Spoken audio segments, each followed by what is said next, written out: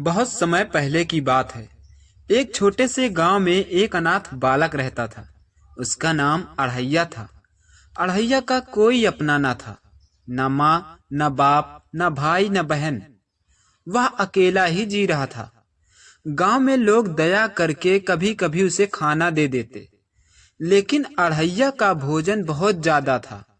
वह नाश्ते में ही केवल 2.5 किलो पाता और भोजन के समय अलग। पर रोज कोई न कोई चिंता बनी रहती कि आज पेट कैसे भरेगा। एक दिन वह इसी चिंता में टहलते टहलते एक घने जंगल में पहुंच गया, जहां खूंखार जानवर रहते थे। शाम होने को आई थी। अड़हैया सोच सोच कर घबरा रहा था कि आखिर कब इस जंगल से बाहर निकलूंगा और कोई गांव मिले। लेकिन जंगल खत्म होने का नाम ही नहीं ले रहा था। वह चलते चलते एक नदी के पास पहुंच गया। पानी देखकर उसे प्यास लग गई। वह नदी वही थी जहां खूंखार जानवर पानी पीने आते थे। उसने सोचा क्यों ना पानी पी लिया जाए। पता नहीं कब यह जंगल खत्म हो और हम प्यास के मारे यहीं लुढ़क जाएं। ऐसा सोचकर वह जैसे ही पानी पीने के लिए नदी की तरफ हाथ बढ़ाया, किसी की आहट सुनाई दी। अड़हैया पलटकर पीछे देखा। एक खूंखार जानवर कूदते फांदते नदी की तरफ आ रहा था। डर के मारे अड़हैया बिना पानी पिए ही बगल के एक पेड़ पर जाकर चढ़ गया। वह थर थर कांप रहा था। जैसे जैसे वह जंगली जानवर नदी के करीब आता, वैसे वैसे अड़हैया की हालत और खराब होती। वह जानवर बहुत ही मोटा और खूंखार दिख रहा था। अड़हैया चुपचाप पेड़ की टहनियों पर दुपक कर बैठ गया। जंगली जानवर नदी के पास आकर नदी में पानी पीने लगा। पानी पीते पीते उसे पानी की सतह पर अड़हैया की परछाई दिखाई दी। वह झट से ऊपर पेड़ की तरफ देखा। अड़हैया को देखकर जंगली जानवर गुर्राने लगा। अड़हैया को अब तक पता नहीं था कि भगवान क्या होते हैं। केवल नाम सुना था कि भगवान सबकी रक्षा करते हैं। वह थरथर कांपते हुए बोला, हे भगवान रक्षा करो, हाय भगवान रक्षा करो। कहाँ हो, आ क्यों नहीं रहे हो? ऐसा अड़हैया कुछ देर चिल्लाता रहा। तभी एक ऋषि मुनि हाथ में कमंडल और त्रिशूल धारी चिमटा लेकर चले आ रहे थे। अड़हैया की नजर जब ऋषि मुनि पर पड़ी तो वह और जोर से चिल्लाने लगा, आओ भगवान जल्दी आओ, हमें बचाओ। ओ भगवान जल्दी आओ, हमें बचाओ।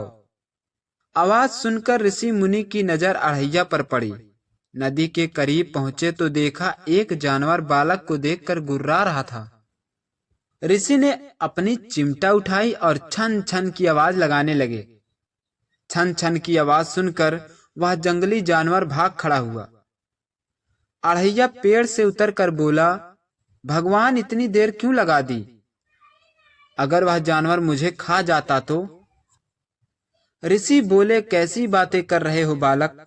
मैं भगवान नहीं, महात्मा हूं, जो जंगलों में तपस्या करता हूं। अड़हैया बोला, लेकिन मैंने तो आपको नहीं बुलाया। मैं तो भगवान को बुला रहा था, तो आप क्यों आए? ऋषि बोले, अजीब बालक है, यह कैसी मूर्खतापूर्ण बातें कर रहा है। अड़हैया से ऋषि ने पूछा, तुम बताओ, तुम यहाँ कैसे और इतने भयानक जंगल में अकेले क्या कर रहे हो? अड़हैया बोला, मेरा कोई नहीं है, मैं भोजन के लिए यहाँ वहां भटक रहा था। मैंने सोचा जंगल के उस पार कोई गांव होगा जहां मुझे कुछ भोजन मिल सके। ऐसा सोचकर मैं इधर आ गया और यहाँ फंस गया। ऋषि बोले, तुम्हारा नाम क्या है? अड़हैया। मेरा नाम अड़हैया है। ऋषि ऐसा नाम सुनकर चौंक गए और बोले, यह कैसा नाम है, अड़हैया? तो अड़हैया बोला, मैं 2.5 किलो पाता हूँ, इसलिए सब मुझे अड़हैया बुलाते हैं। ऋषि बोले, चल ठीक है, आज से तू मेरे शिविर में रहेगा और वहीं इधर उधर का काम करना और भोजन पाना। अढ़ैया टोकते हुए कहा, मैं सिर्फ 2.5 किलो नाश्ते में खाता हूँ, उसके अलावा जो और कुछ हो। ऋषि बोले, अरे अढ़ैया तू चल तो सही, तुम 10 किलो पाना, लेकिन पहले ठाकुर का भोग लगाकर ही पाना। अढ़ैया बोला, अच्छा तो वह भी मेरे साथ बैठकर खाएंगे। ऋषि ने कहा, नहीं पगले, वह नहीं आएंगे, लेकिन तुम्हें भोग लगाना है, उसके बाद ही पाना। अढ़ैया सोचा, होगा कोई ठाकुर, मुझे क्या। वह भगवान नाम सुना था, बस इससे ज्यादा और कुछ नहीं। ऋषि अढ़ैया को अपनी कुटिया में ले गए। कुटिया में पहुंचकर अढ़ैया कुछ देर तक आराम किया। उसके बाद ऋषि बोले, अढ़ैया 10 दिन रह गए हैं एकादशी को, क्यों न लकड़ियां इकट्ठा कर लिया जाए, ताकि भंडारा कराने के लिए उचित लकड़ी हो जाए। ऐसा करो, तुम जंगल में चले जाओ और कुछ लकड़ियां काट लाओ और वहीं अपने भोजन की सामग्री ले जाओ। पहले ठाकुर को पवाना, उसके बाद खुद पाना। अढ़ैया अपने भोजन की सामग्री लिया, एक कुल्हाड़ी, और चल दिया जंगल की तरफ। जंगल पहुंचा तो वह बोला, क्यों ना भोजन पकाकर खा लिया जाए, उसके बाद लकड़ी काटूं। अढ़ैया जल्दी जल्दी कुछ लकड़ियां लाया और भोजन की सामग्री को निकालकर खाना पकाने लगा। कुछ ही क्षणों में खाना पक गया और एक पत्तल में खाना निकालकर बैठ गया। जैसे ही वह भोजन का एक निवाला उठाया, उसे ऋषि की कही हुई बात याद आ गई। वह हाथ जोड़कर आंख बंद किया और बोला, महात्मा ऋषि के ठाकुर पधारो, भोजन ग्रहण करो। महात्मा ऋषि के ठाकुर पधारो, भोजन ग्रहण करो।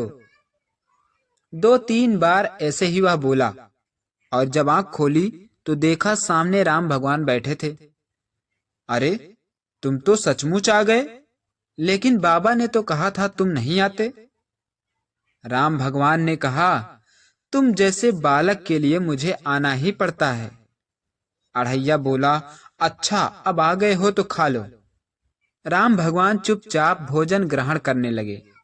अढ़ैया बिना लकड़ी काटे ही वापस कुटिया चला आया। ऋषि बोले, अरे अढ़ैया, तुम लकड़ी काट कर नहीं ले आए। अढ़ैया गुस्से में बोला, ऋषि महात्मा, आपने मेरे साथ छल किया है। तुमने बोला आपके ठाकुर नहीं आएंगे, लेकिन वह तो गपागप सारा खा गए। ऋषि ने कहा, कैसी बातें कर रहा है, क्यों ऐसे झूठ बोल रहा है तू। अढ़ैया चुपचाप कुटिया के अंदर चला जाता है। दूसरे दिन ऋषि ने कहा, अढ़ैया, आज से 9 दिन ही बचे हैं एकादशी को, आज लकड़ियां जरूर काट कर लाना। अढ़ैया बोला, ठीक है, लेकिन आज मैं 7.5 किलो राशन ले जाऊंगा। ऋषि बोले, ठीक है ले जाना, लेकिन ऐसे झूठ मत बोला कर मुझसे। अढ़ैया राशन का थैला कुल्हाड़ी उठाया और चल दिया। जंगल पहुंचा, लकड़ी इकट्ठा किया और राशन निकाल कर खाना पकाया। सामने 2 पत्तल रखकर उसमें भोजन परोसा और आंखें बंद करके कहा, महात्मा ऋषि के ठाकुर पधारो और भोजन ग्रहण करो। तभी राम जी और सीता माता दोनों एक साथ पधारे और अढ़ैया के सामने बैठ गए। अढ़ैया आंख खोला तो राम भगवान के बगल में सीता मैया बैठी थी। अढ़ैया ने कहा, अब यह बहन कौन है। राम जी ने मुस्कुराते हुए कहा, यह मेरी पत्नी है। अढ़ैया बोला, अगर तुम मुझे कल ही बता देते तो मैं और राशन ले आता। खा लो, अच्छा खा लो। अढ़ैया आज भी खाली हाथ वापस कुटिया चल दिया। वहां ऋषि अढ़ैया को खाली हाथ देखकर बोले, अढ़ैया, आज तुमने लकड़ियां क्यों नहीं लाई। क्या आज भी ठाकुर आए थे जो लकड़ियां नहीं काटी। अढ़ैया खींच कर बोला, वह भुक्कड़, वह तो आज अपनी पत्नी के साथ आया था और सारा भोजन चट कर गया। तुमने कहा था ठाकुर नहीं आते, यहाँ तो 2-2 लोग आ गए। ऋषि बोले, कैसी बातें कर रहा है तू, क्या हो गया है तुझे। ऋषि के इतना कहते ही वह कुटिया के अंदर चला गया। सुबह हुई, ऋषि अढ़ैया से बोले, अढ़ैया, तुम्हें पता है आज से 7 दिन बाद एकादशी है और तुमने अभी तक एक भी लकड़ी नहीं इकट्ठा किया। अगर ऐसा ही चलता रहा तो भंडारा कैसा होगा। अढ़ैया बोला, आज मुझे 12 किलो राशन चाहिए, क्योंकि कल 2 लोग आए थे और मैं भूखा ही रह गया। ऋषि बोले, तुझे जितना ले जाना हो ले जाओ, लेकिन लकड़ियां काट कर ही आना, और ऐसे झूठ मुझसे मत बोला करो। अढ़ैया आज भी जंगल चल दिया और सब दिन की तरह लकड़ी लाया, सामग्री निकाली और 3 पत्तल में भोजन निकाल कर बैठ गया। बाबा के ठाकुर पधारो, बाबा के ठाकुर पधारो। आंख खुली तो देखा सामने एक और लोग बैठे थे। अढ़ैया बोला, अब ये कौन है? तुम कितने लोग हो? राम जी बोले, ये मेरा भाई लक्ष्मण है। इतना सुनते ही अढ़ैया बोला, खा लो भुक्कड़ो, खा लो। इतना सरल स्वभाव का बालक भगवान खुशी खुशी भोजन ग्रहण किया और चले गए। अढ़ैया गुस्से में जल्दी जल्दी चल पड़ा। कुटिया पहुंचते ही ऋषि से बोला, आपके कितने ठाकुर हैं जो रोज रोज एक बढ़ जाते हैं?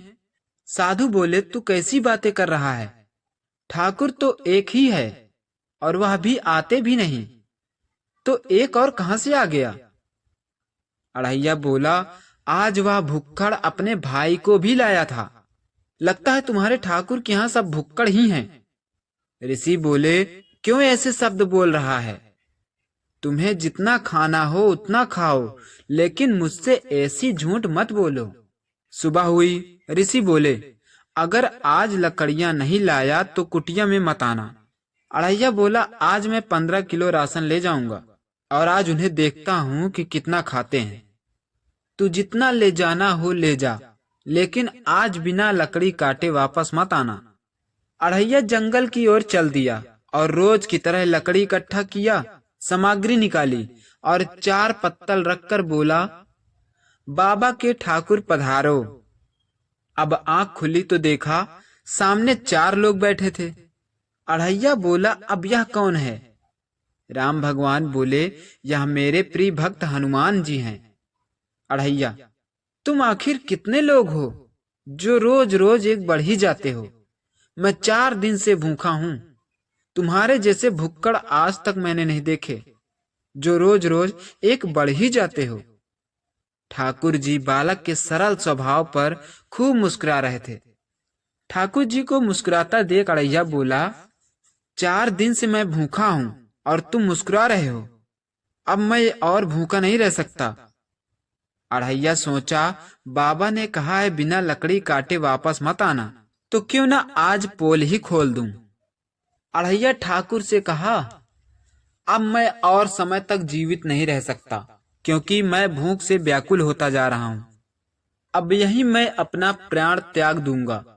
ठाकुर बोले, नहीं अढ़ैया, तुमने इतने दिन तक मुझे भोजन कराया, आज मैं तुम्हें भोजन कराऊंगा।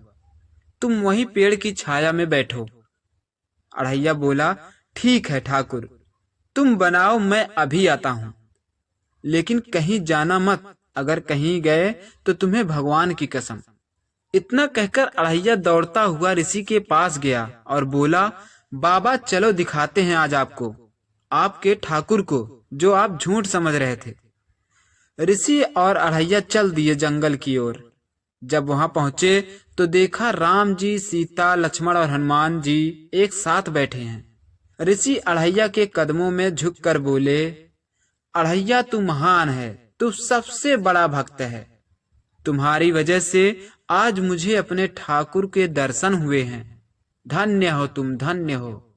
दोस्तों, आपको यह अढ़ैया की अद्भुत कहानी कैसी लगी?